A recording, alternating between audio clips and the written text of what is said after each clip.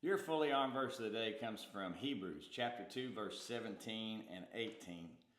For this reason he had to be made like them, fully human in every way, in order that he might become a merciful and faithful high priest in service to God, and that he might make atonement for the sins of the people, because he himself suffered when he was tempted.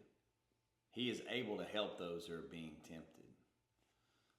It's interesting to me that God came in human form.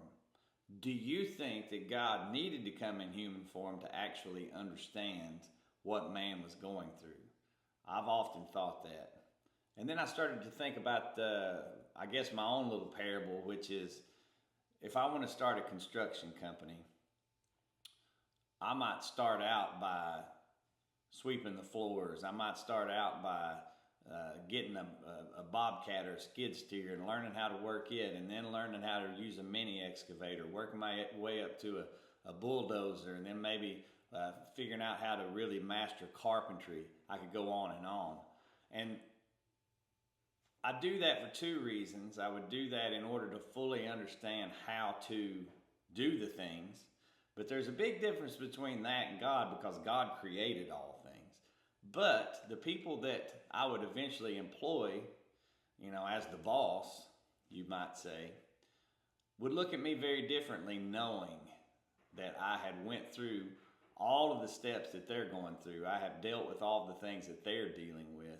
And they might understand that, I get it. I know what they're going through and I fully get it. It's just food for thought.